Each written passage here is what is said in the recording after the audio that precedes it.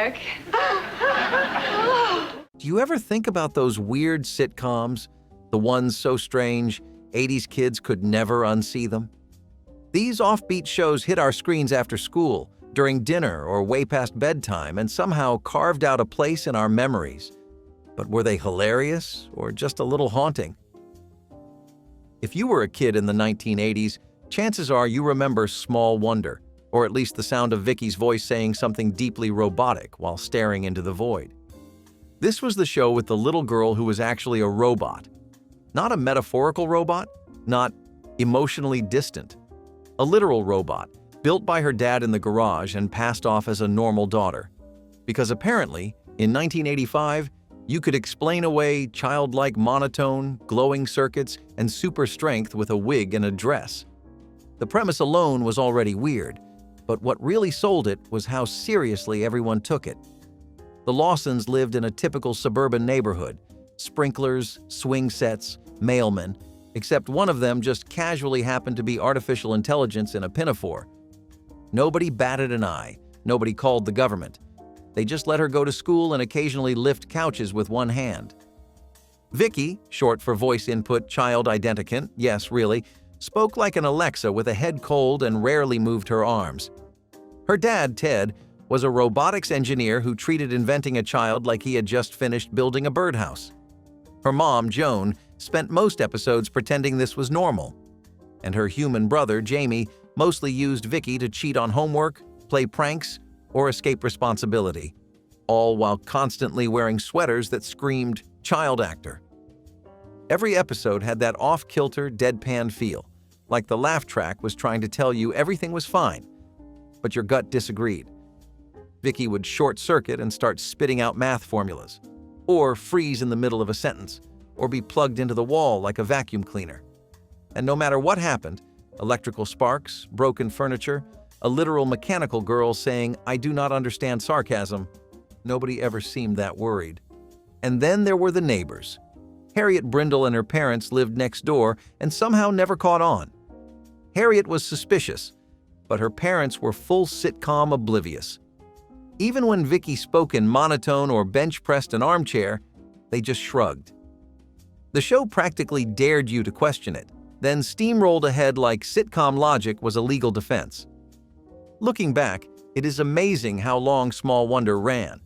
4 full seasons, all in syndication, all deeply burned into the brains of every kid who stumbled across it during after-school reruns. It never made sense. It was never quite funny. And yet, you watched it. You could not look away.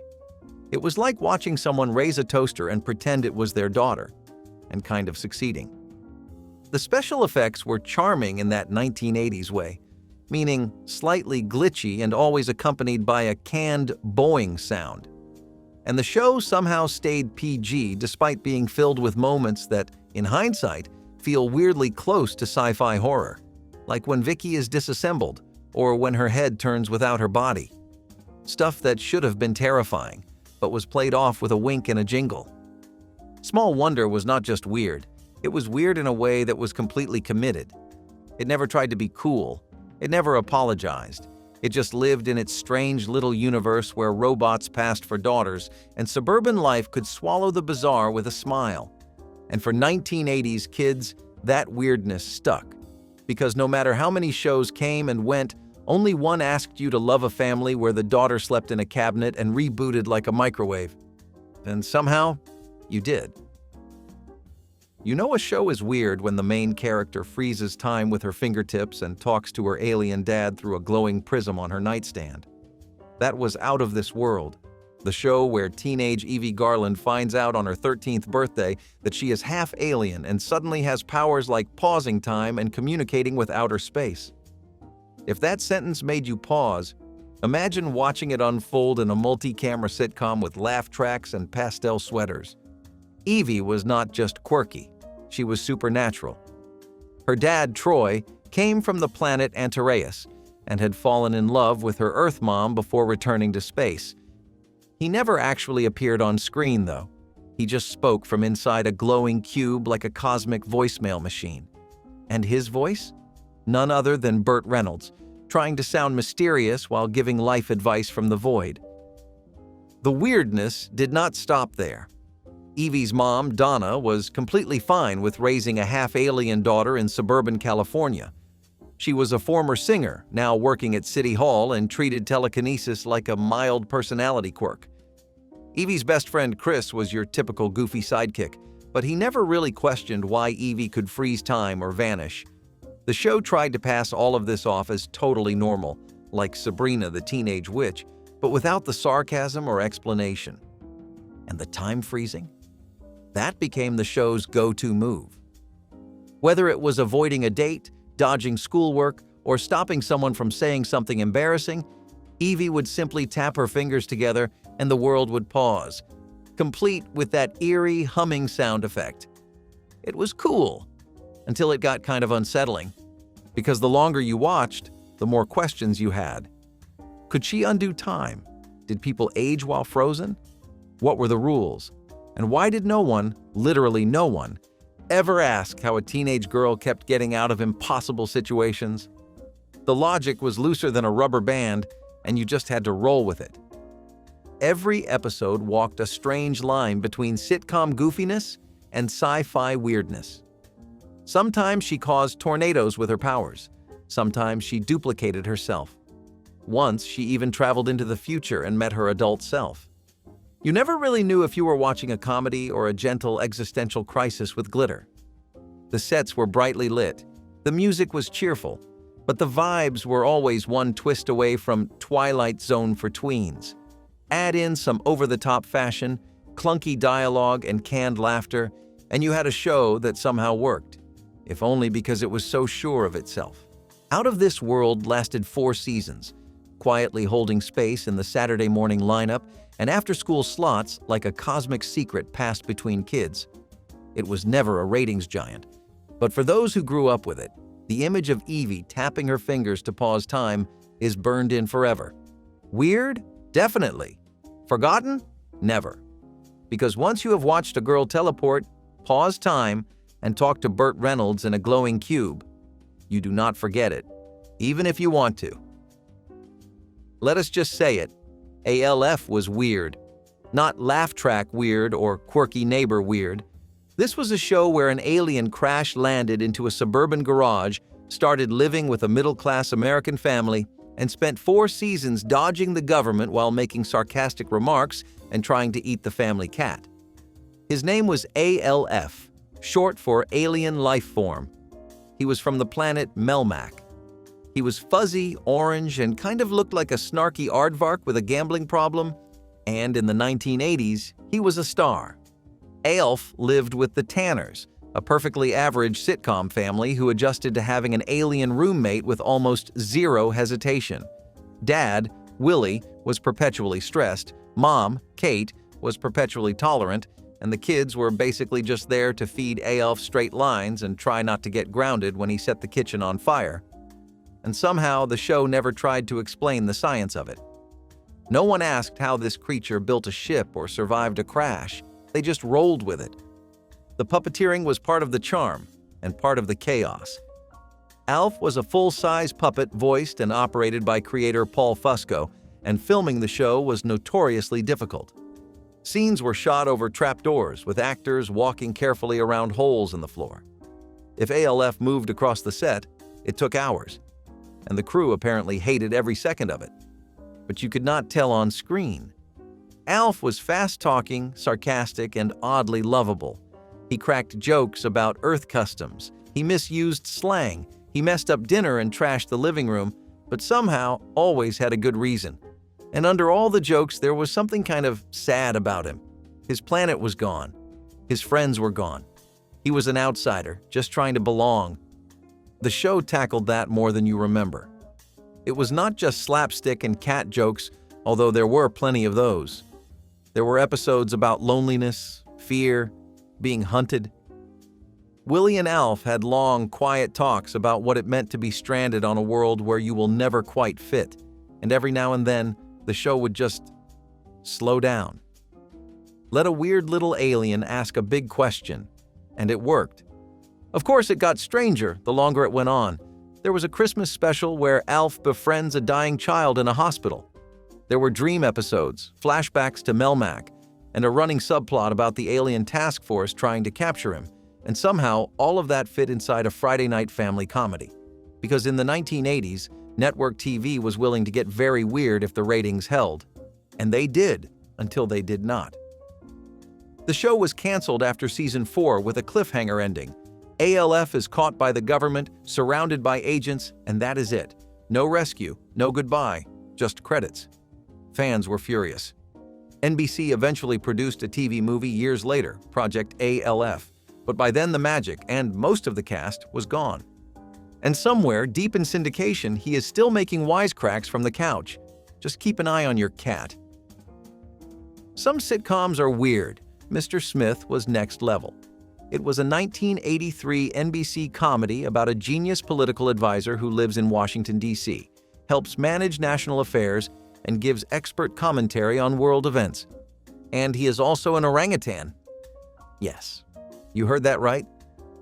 Mr. Smith was a talking orangutan with an IQ of 256, a three-piece suit, and a better grasp of foreign policy than most of Congress.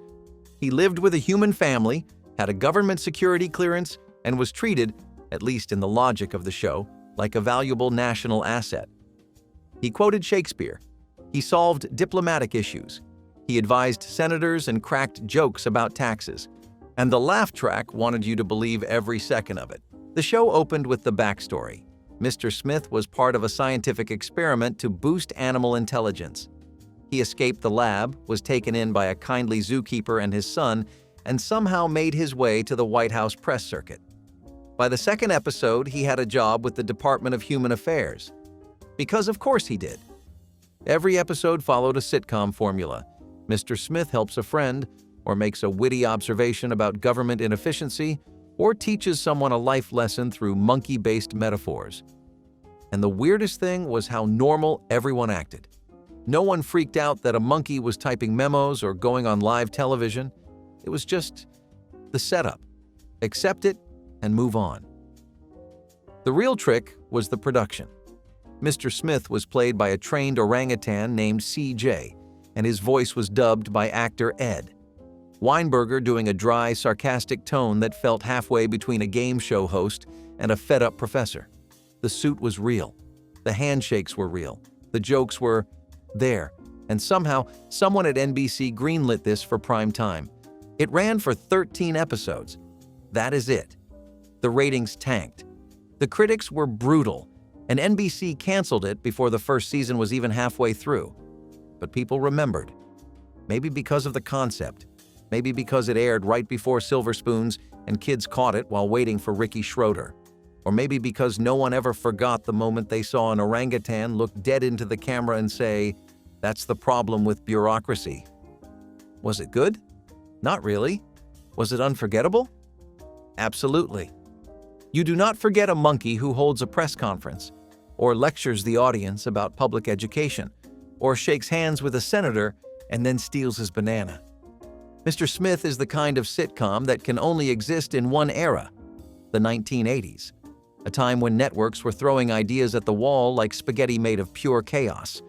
Sometimes the noodles stuck, and sometimes they put a tie on an orangutan and called it television.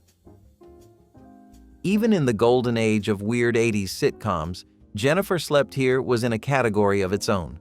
The premise? A teenage boy moves into a Hollywood home that happens to be haunted by the ghost of a dead movie star. And not a spooky, creepy ghost. This was a glamorous, sassy, joke-cracking ghost in high heels. Her name was Jennifer Farrell. She used to be famous, and now she is stuck in the afterlife mentoring a very confused teenage boy named Joey. It was part Beetlejuice, part The Facts of Life, and part Fever Dream. Jennifer could walk through walls, pop in and out of rooms, and deliver one-liners like a nightclub comic with unfinished business. No one else could see her, of course, just Joey, which meant a lot of scenes where he looked insane in front of his parents while trying to explain that his invisible friend was giving him life advice. And somehow, that was the show. Jennifer, played by Ann Gillian, had big 1980s energy, big hair, big voice, big presence. She was equal parts fairy godmother and sitcom meddler, offering Joey tips on school, girls, and general teenage survival. Her style was pure old Hollywood. Her attitude was fast-talking and sharp. You kind of understood why she stuck around. Death did not slow her down one bit. And make no mistake, it was haunted, not in a scary way. In a Jennifer rearranged the furniture during dinner again way, or a why is the blender spinning by itself way. The show was basically a ghost story with a laugh track and a wardrobe budget straight out of a Vegas review. Every episode followed the same formula. Joey gets in trouble. Jennifer appears through a wall. She offers advice. Chaos happens. And then, somehow, everything works out. Because ghost logic. And because Jennifer, despite being dead, seemed to know more about life than anyone else on the show. There was no deeper lore, no ghost council, no reason Jennifer had not crossed over, just vibes. The kind of vibes only a sitcom could generate in 1983, when a sparkly ghost giving puberty tips was considered family programming. And yet, it had a kind of charm. Ann Gillian was genuinely funny. The jokes were broad, but there was a sweetness underneath it. And if you were a kid watching in syndication, the idea that you might one day get a ghost best friend who dressed like a Vegas showgirl and gave you romantic advice was oddly comforting. In a weird way, Jennifer made being haunted look like a glow-up. It only lasted one season, 13 episodes. Ratings were low, critics were baffled, and NBC quietly let it fade away, like Jennifer herself. But for the kids who saw it, Jennifer Slept Here never really left. It lived on in reruns, in memory, in the vague recollection of a talking ghost with shoulder pads and wisecracks. Because some sitcoms do not need logic, they just need a ghost with good timing. And Jennifer, she nailed it. Once upon a time, Snow White, Prince Charming, their two kids, and the seven dwarfs accidentally got transported to suburban California. And instead of panicking or trying to return to their fairy tale world, they just moved in, bought a house, enrolled the kids in school, tried to understand microwaves and neighborhood watch meetings. That was The Charmings, a show so weird it felt like someone lost a bet with a storybook and decided to film the consequences. Snow White wore shoulder pads. Prince Charming drove a minivan. The evil stepmother lived in their basement with her magic mirror, which talked back with jokes like it was doing a tight five at a stand-up club. And everyone else in the neighborhood pretended this was normal. Because 1987 was that kind of year, the show treated the entire Grimm Brothers back catalog like a fish-out-of-water setup. Snow White was now a housewife trying to make dinner without poison apples. Prince Charming, aka Eric, worked a corporate job and tried to understand office politics while still rocking medieval hair. Their sons were your average sitcom kids, except one of them was born in a castle, and the other had clearly binge-watched too many after-school specials. And then there was the evil queen, Lillian, banished from the Enchanted Kingdom, but still very much herself. She spent most of her time in the basement insulting the family and casting petty spells that mostly backfired. The Mirror, voiced by Paul Winfield, was her only real friend. And honestly, they had the best dynamic in the whole show. Sarcasm, sass, magical snark. It was like watching Golden Girls if one of them was trapped in glass. The plots were pure sitcom with a fantasy twist. Prince Charming gets a parking ticket and tries to challenge it with a broadsword. Snow White hosts a Tupperware party and accidentally puts everyone under a sleeping spell. The kids get detention for riding a unicorn to school. And through it all, the audience is just nodding along like this is Full House in a parallel universe. The weirdest part? It worked. Sort of. For a show with dwarves, witches, and suburban wallpaper, it had moments of genuine heart. Snow and Eric actually felt like a couple. The Queen, when she was not casting curses, delivered some of the show's sharpest lines. And the whole happily ever after in Encino vibe made just enough sense to keep you watching. It only lasted 2 seasons and barely that. The second season changed the cast, retooled the humor, and everything got flatter. Audiences drifted, the magic wore off, and the Charmings returned to the fairy tale void from whence it came. but it left a mark. If you were a kid watching in the 80s, you remember it, not because it was great, but because it was unlike anything else. It was a sitcom that asked, "What if Cinderella shopped at a mall?" and answered it with total sincerity. It was strange, sweet, and just self-aware enough to wink at the camera while still casting spells. In the end, the Charmings proved that weird can work, at least for a little while. You just have to believe, and maybe have a talking mirror in the basement. If Dirty Harry had a baby with a cartoon anvil and raised it on bad cop movies and canned laughter, you would get Sledgehammer.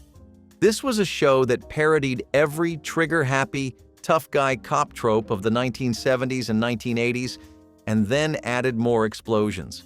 Sledgehammer, played by David Rash, was a police detective who loved guns, blew things up for no reason, and talked to his revolver like it was a beloved pet. He once tried to negotiate with a criminal by firing a rocket launcher into a building and walking away in slow motion. And it was a sitcom, not an action show, not a spoof movie, a 30-minute network sitcom with a laugh track, puns, and a hero who should have been court-martialed every 3 minutes. Somehow, it ran for 2 seasons, and every single second of it was aggressively absurd. The setup was classic buddy cop. Sledge was paired with Dory DeRoe, a smart, by-the-book female partner who existed solely to react to his chaos. She was calm. He was not. She wore sensible shoes. He blew up parking meters. Their dynamic was less about character growth and more about seeing how long Dory could keep from screaming. The show opened each episode with a disclaimer.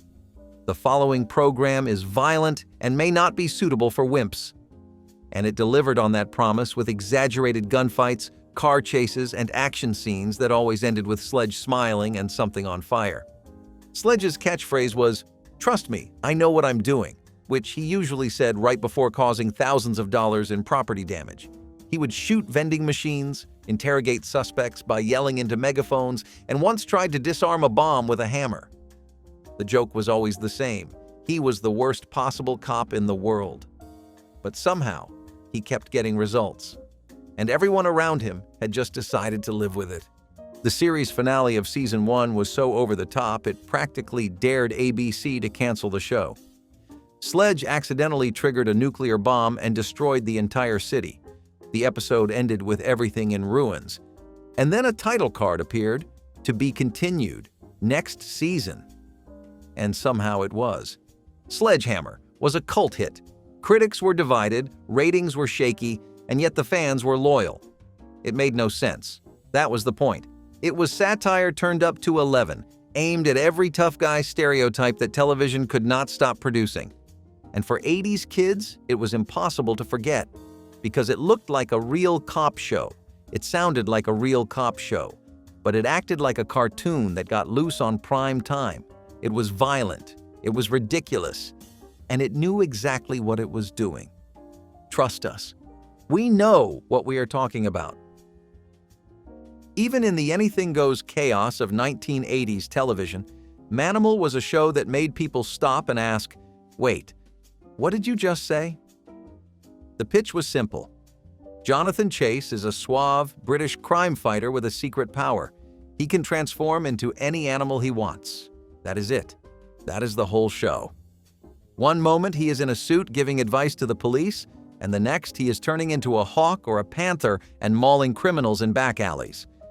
And they played it absolutely straight. No laugh track, no winks at the audience, just full-on drama with a musical score and serious acting, even as a man slowly turned into a snake on screen. It was one part detective series, one part nature documentary, and one part fever dream. Simon McCorkindale starred as Jonathan Chase, a man with the voice of a professor and the fashion sense of a magician. He lived in a lavish New York townhouse, wore lots of turtlenecks, and had a mysteriously deep understanding of the animal kingdom. His power was never fully explained, just a vague reference to his father teaching him mystical secrets from Africa. That kind of storytelling flew in 1983.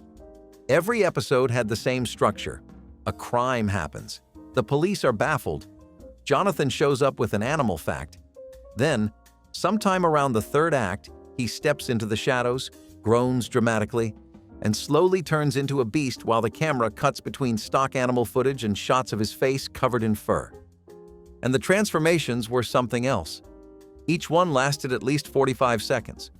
First the hands, then the eyes, then a full dissolve into an actual animal. It was low-tech, high drama, and unintentionally hilarious. You had to respect the commitment. The show never blinked. Jonathan's main allies were Detective Brooke McKenzie, a tough cop who somehow accepted this nonsense in stride, and Ty, his loyal friend who mostly just made nervous comments in the background.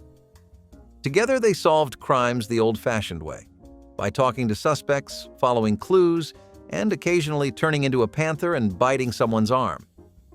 Despite its budget and limitations, Manimal had ambition. It wanted to be Batman with biology, Columbo with claws.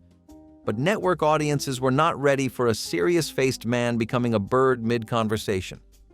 The show only aired 8 episodes before NBC pulled the plug. And yet, it lived on. Because if you saw it, even once, you remembered it. The name alone was unforgettable.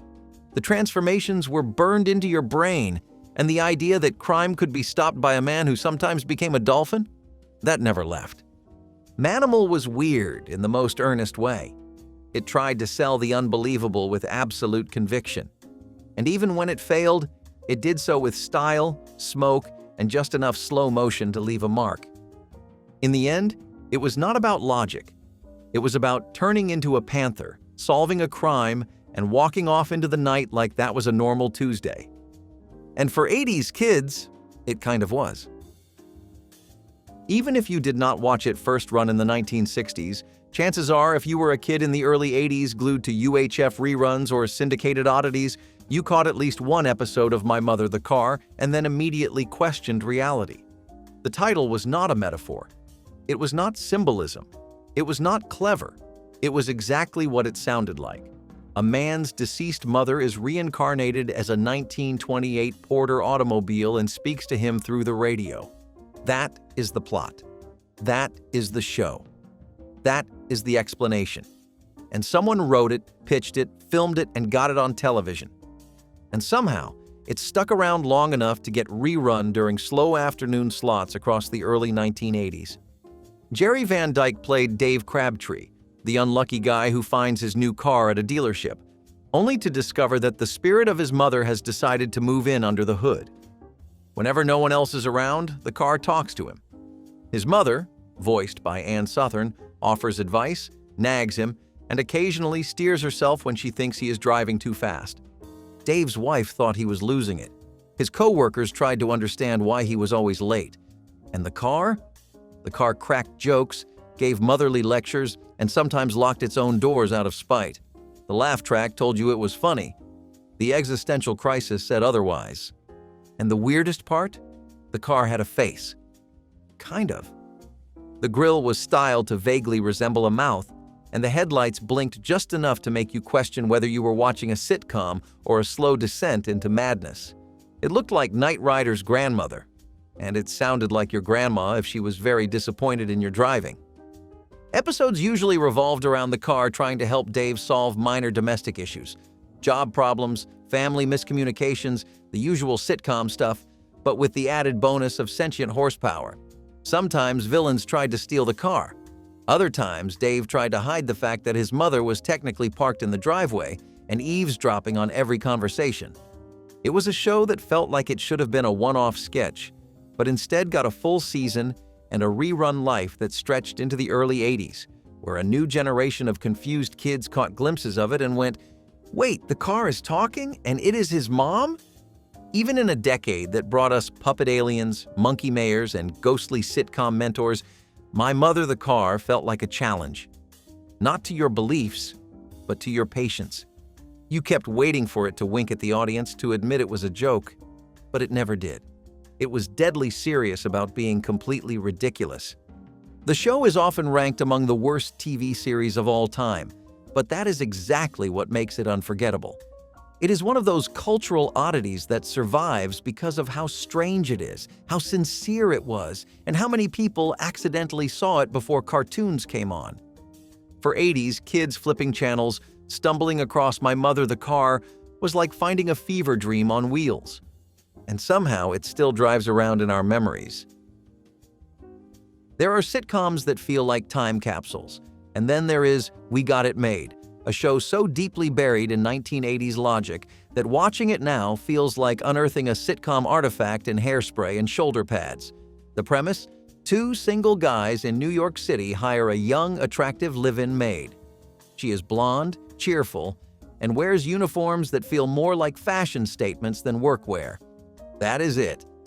That is the entire show. The weird part was not the setup. It was how oblivious it was to the implications. The two guys, Mickey and Jay, were charming enough, but the show never really addressed the obvious elephant in the room.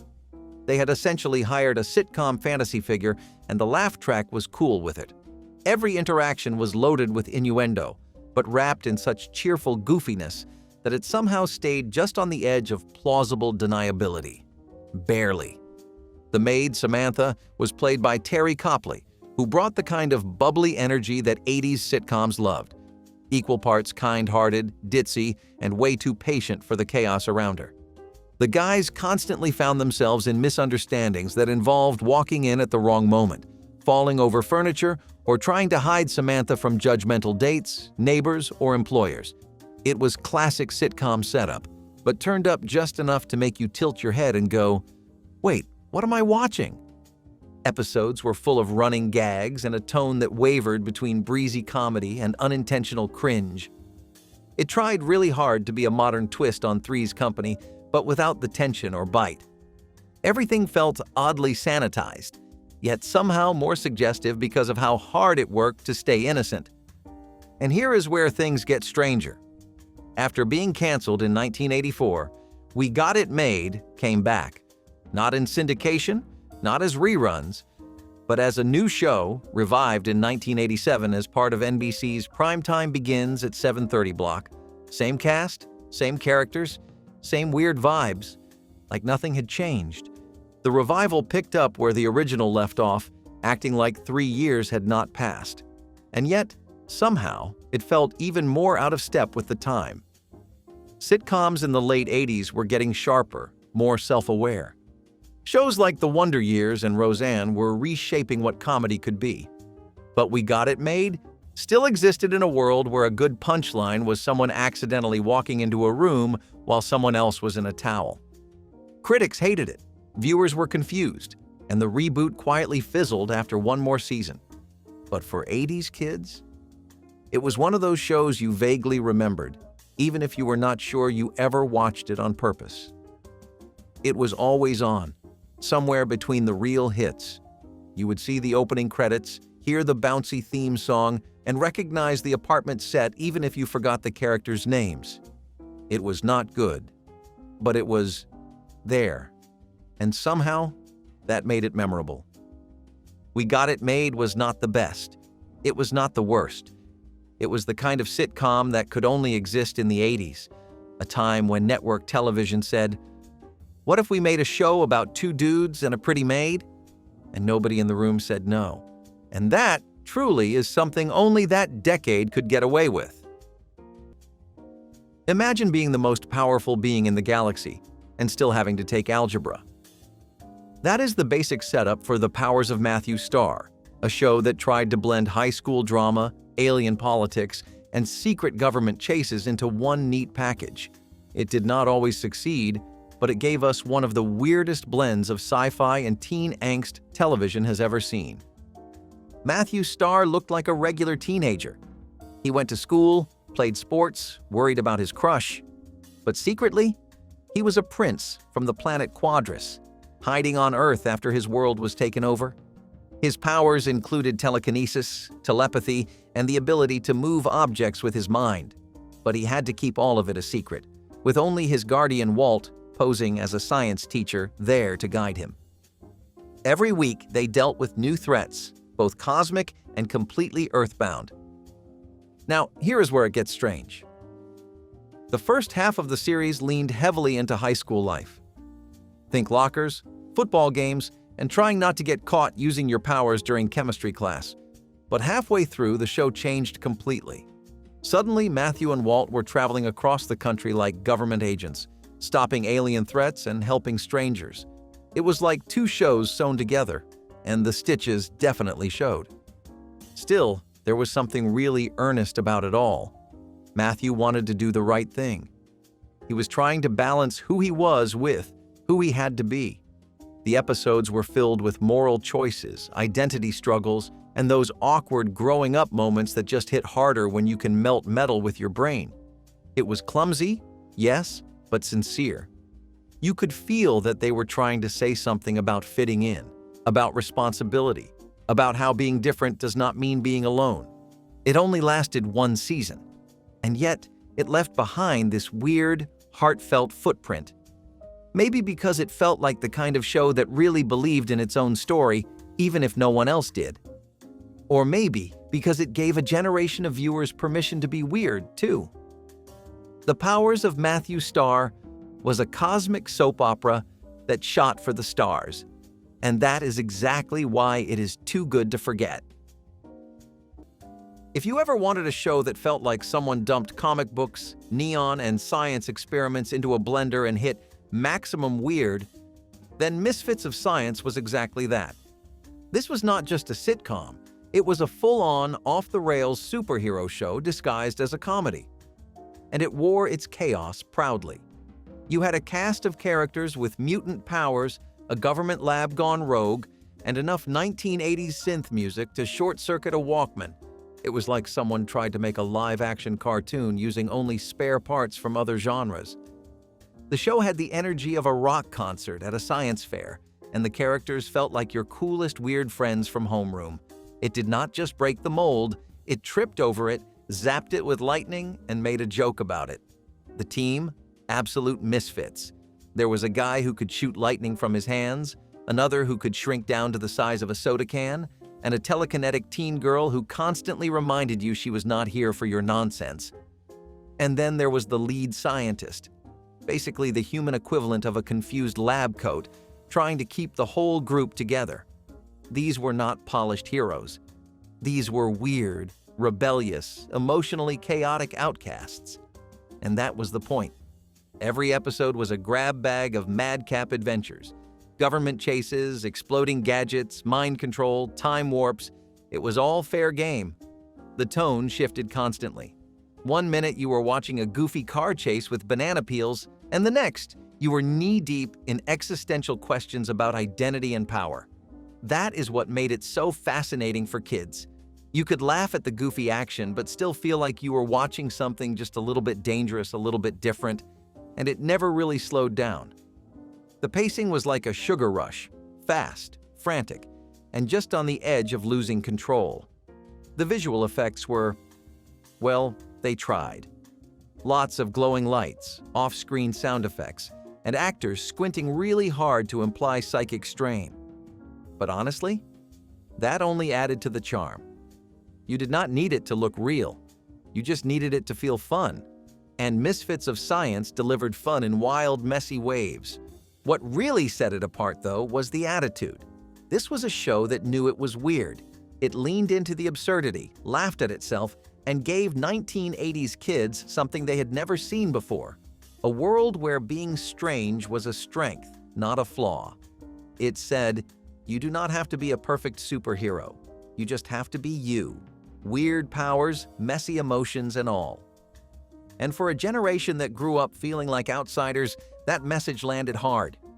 Even though it only lasted one season, Misfits of Science built a quiet legacy. It was the weird show you bragged about remembering, the one that made you feel like science could be chaotic, hilarious, and kind of awesome. And the best part? It made being a misfit look pretty heroic.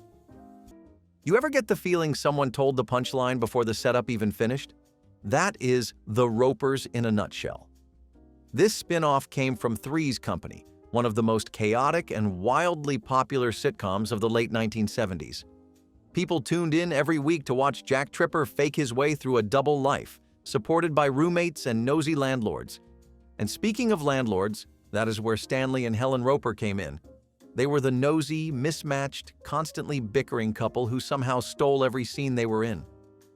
So naturally, someone at the network thought, What if we gave them a show? And thus, The Ropers was born. Only problem? You took away Jack. You took away the apartment antics. You took away the original spark. And what you were left with was arguing. Just arguing. The entire show revolved around Stanley being cheap and clueless, and Helen being desperate for literally any form of affection.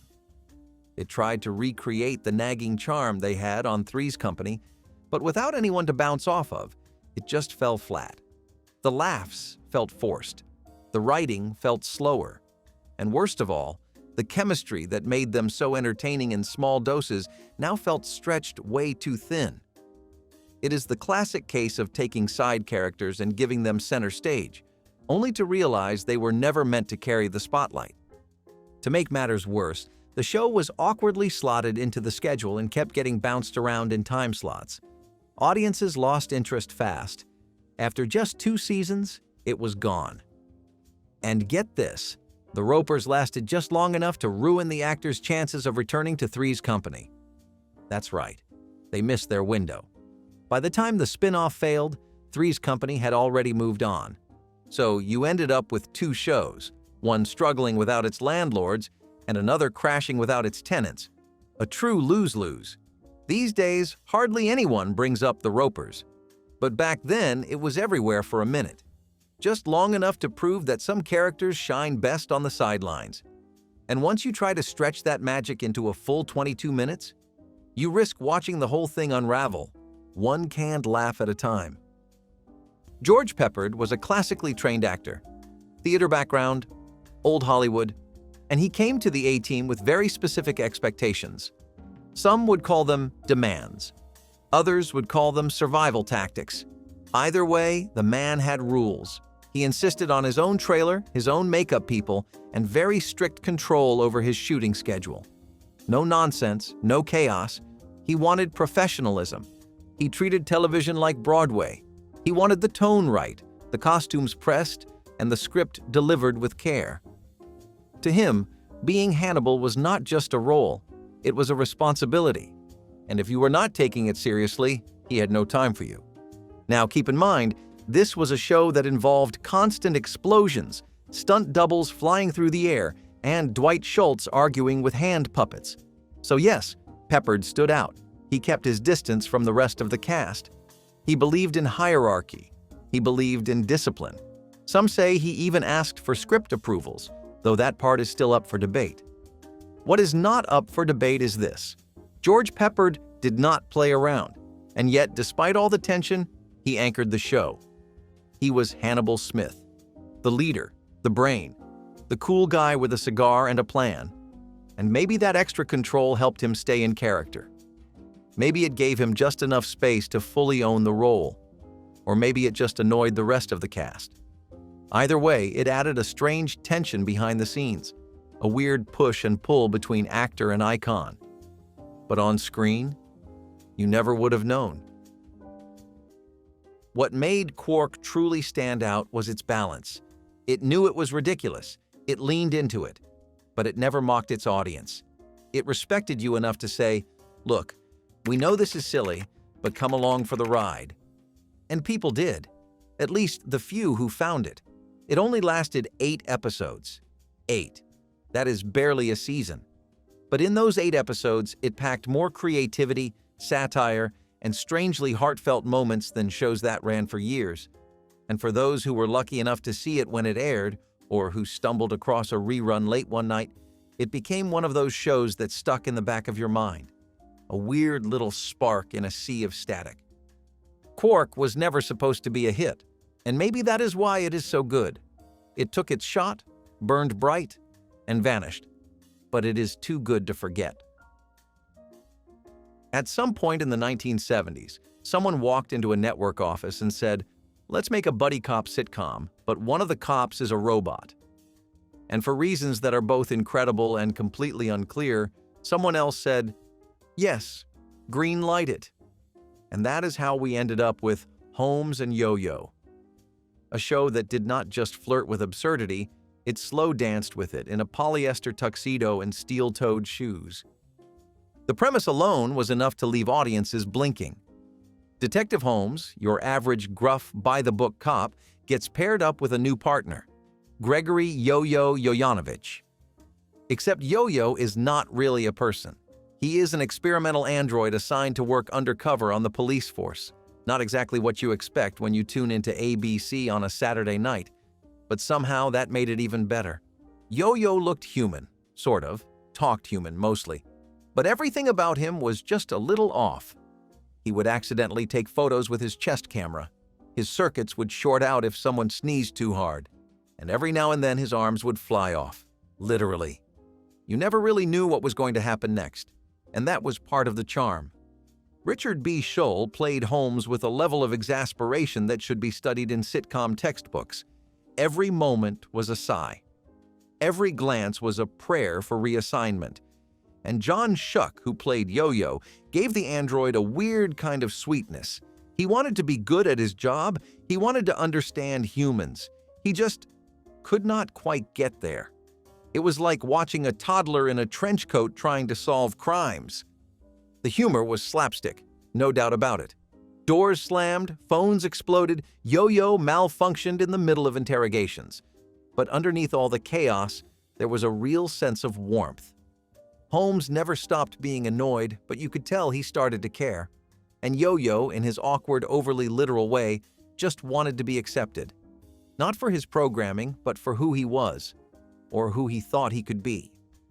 Of course, television in the 1970s was not exactly ready for a show this strange. It lasted just 13 episodes. Critics did not know what to make of it. Some called it goofy, others called it embarrassing, but a small group of people, those who watched with open minds and open hearts, got it. They saw the potential, the sweetness, the spark of something different. There are sitcoms that make sense, and then there is Jennifer Slept Here. The title alone sounds like a line from a haunted hotel review. But no, it was a real show, on television, in 1983.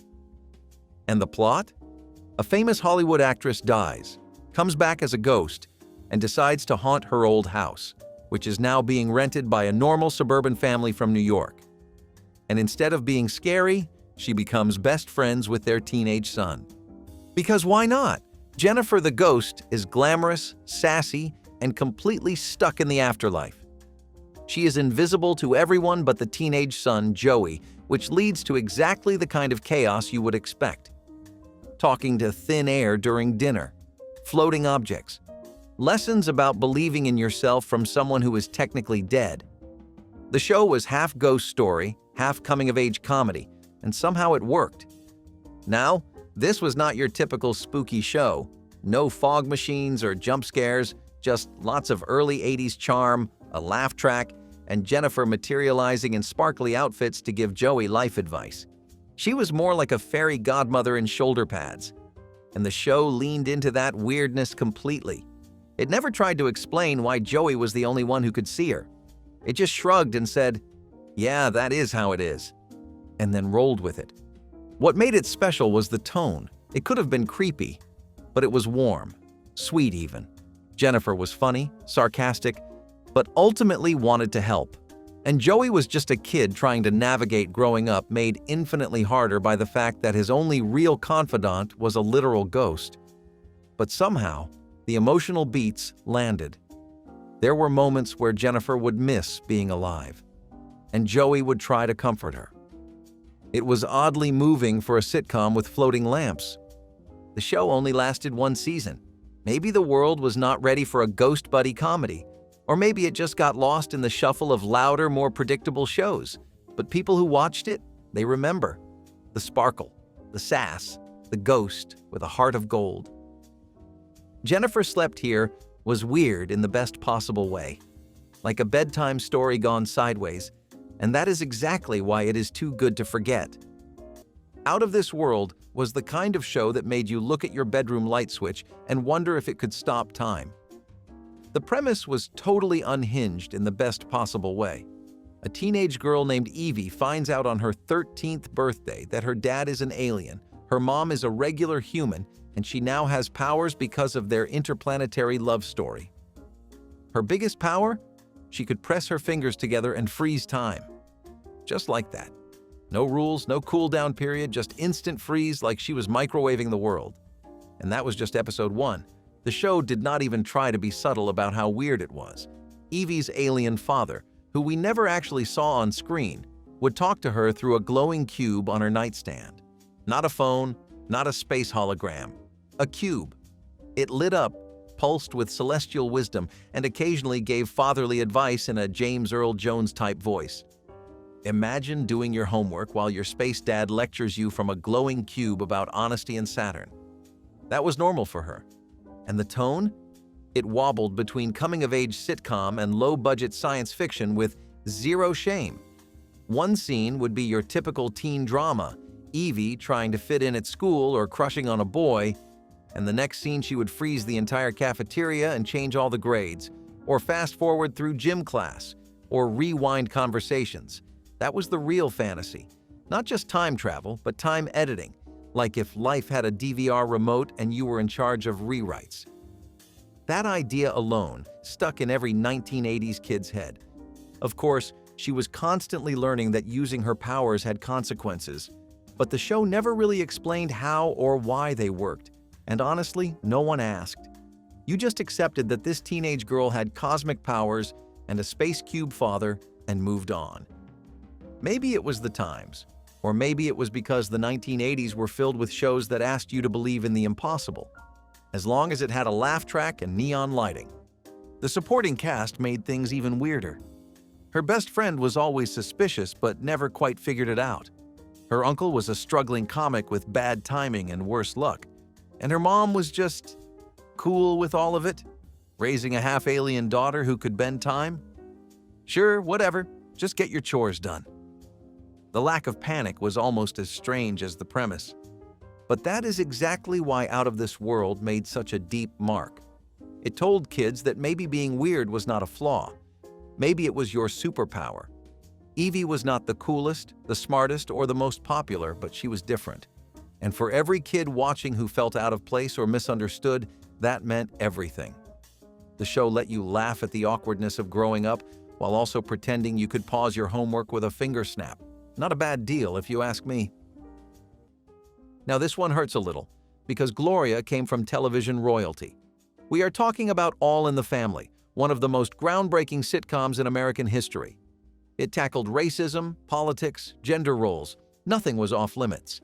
And at the heart of it all was Archie Bunker and his fiery daughter, Gloria. Played by Sally Struthers, Gloria was smart, outspoken, emotional, and absolutely unforgettable. So when producers pitched a show centered around her, people were excited. What would it look like to see Gloria out in the world on her own? The answer? Surprisingly dull. Gloria followed her after separating from her husband, Mike, also known as Meathead, and moving back to New York with her young son. On paper, that sounds like a fresh start. But in practice, it felt like a spin-off with the soul vacuumed out. Archie was gone. Edith was gone. Mike was gone. And in their place, Gloria got a new job at a veterinarian clinic. Yes, a vet clinic. The show leaned hard into her being a single working mom, but it never found the spark or grit that made the original character shine. Instead of biting social commentary, we got sitcom fluff. Instead of memorable side characters, we got one-note co-workers and forced laugh tracks. Sally Struthers gave it her all. That much is clear. But the scripts just did not give her anything to work with. It was like the writers forgot who Gloria even was. Or maybe they were too afraid to let her be as complex and confrontational as she had been on All in the Family. Either way, audiences tuned out fast. The show barely made it through one season before getting the axe. And these days, Gloria lives in the shadows of its parent series, often left out of retrospectives entirely. Which is kind of tragic, because Gloria was more than a supporting character. She was the moral compass of All in the Family. But stripped from that world and sanitized for mainstream appeal, the show just fell flat. Spin-offs are tricky like that. You can take the character out of the chaos, but if you take away everything that made them matter, what is left? Apparently, just a half-hour slot people forgot existed. If you ever thought Murdock was a little too good at being weird, You were right. Dwight Schultz, the actor who played him, brought his own puppets to set, not as a prop request, just because he thought it would be fun. And then he used them in scenes. For real.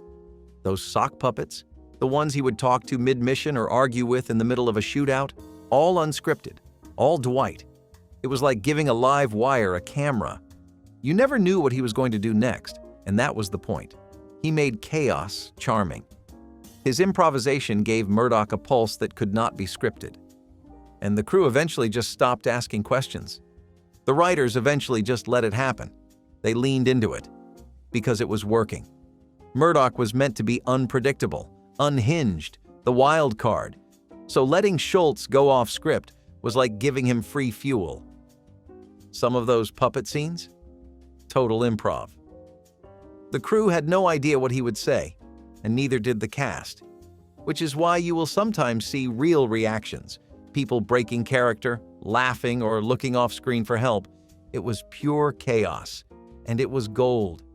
That kind of freedom does not happen often in television, but the A-Team thrived on personality. Every character was an icon. Murdock was the weirdo with the heart of gold, and those puppets, they were just another way of showing that he lived in a world of his own. A loud, hilarious, slightly deranged world. And somehow, we all loved him for it. If someone told you in the 1970s that they had a brand new sitcom and it was just like Gilligan's Island, only set in the Old West, you would probably laugh. And then they would tell you Bob Denver was in it, playing basically the same character, just with a cowboy hat instead of a sailor cap. And somehow, by the time the first episode ended, you would realize they were not kidding, and that it sort of worked. Dusty's Trail was unapologetically a copy-paste job. A wagon train gets separated from the rest of the group. Now you have 7 mismatched strangers lost somewhere in the frontier, trying to find their way back to civilization. You had the clueless leader, the snooty rich couple, the pretty school teacher, the shy girl next door, the smart one, and of course, Dusty. Sweet, simple, well-meaning, Dusty. Bob Denver leaned right back into what made him famous. He bumbled. He stumbled. He got the group into more trouble than they needed. But somehow, every time things fell apart, he found a way to help fix them, usually by accident. There was something comforting about it, something familiar, like reruns of your childhood playing out in a different costume. The Old West setting gave the show a different flavor. It was not just about getting off an island, it was about crossing deserts, avoiding bandits, dealing with broken wagon wheels and angry cattle. It played with Western tropes the same way Gilligan's Island played with pirate and jungle ones, and it had that same goofy charm. Wooden dialogue, stock sound effects, and the occasional anachronism thrown in just to keep you on your toes. Critics were not kind. They called it lazy, called it uninspired. But audiences? They found something else. A weird, offbeat comfort. It felt like flipping through the channels and landing on a show you forgot you liked. And before you knew it, you had watched 4 episodes and were halfway through a bowl of popcorn. Dusty's Trail only lasted 1 season, 26 episodes and out. But in those 26 episodes, it carved out a quiet little space in television history. It knew exactly what it was. It was not trying to win awards. It was not trying to break new ground. It just wanted to give you a smile and a soft chuckle at the end of a long day. And sometimes, that is enough. You do not always need irony or edge or a 7-layer story arc. Sometimes, you just need a well-meaning goofball in a cowboy vest, wandering the prairie with his oddball friends doing their best to get home. And if you watched it back then, even once, you remember. You remember the theme song. You remember the way Dusty said, "Oops." And you remember that sometimes the simplest things stick with you the longest. So imagine this. Suzanne Summers, yes, the fitness queen and sitcom darling, decides to come back to television. But this time, instead of playing the bubbly blonde next door, she is wearing a badge. And not just any badge. She is the sheriff of a small Nevada town, trying to keep law and order while raising her kids and dealing with deputies who do not quite take her seriously. Welcome to She's the Sheriff, one of the strangest casting curveballs of the 80s. The show starts off with Suzanne's character, Hildy Granger, inheriting her late husband's job as county sheriff. Instead of stepping aside or moving on, she steps up. And suddenly this suburban mom is running the department. And as you can guess, the rest of the show is mostly about how awkward and fish out of water that situation becomes. Her staff is made up of old-school officers who are baffled by the idea of a woman bossing them around. But every episode, Hildy proves she is up to the task.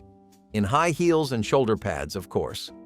Now, She's the Sheriff lives in the land of classic sitcom tropes, misunderstandings, slapstick, freeze-frame endings with theme music. It never quite knew if it wanted to be a workplace comedy or a family show, but what made it so odd was just how sincere it tried to be. It wanted you to laugh, sure, but it also wanted you to believe that this woman really could balance kids, deputies, and crime reports, all while staying cheerful and permed. Suzanne Summers gave it everything. Her delivery was sharp, her charm was dialed up to 11, and somehow she made you root for Hildy even when the jokes were a little flat. It was not groundbreaking, but it was trying, and you could feel it. It had that 80s optimism, the kind that made you believe anyone could do anything, even become the sheriff, if they just smiled hard enough and refused to quit. The show aired in syndication and not many people noticed it during its run. But years later, it still pops up in the strangest conversations about forgotten TV. Because She's the Sheriff was not just weird, it was weird on purpose. A sitcom experiment that ran on charm and curiosity. And that is exactly why it is too good to forget. Which of these wonderfully weird sitcoms still lives rent-free in your memory? Drop it in the comments, hit like if one made you say, "Oh wow, I do remember that," and subscribe so you never miss the beautifully strange side of TV history.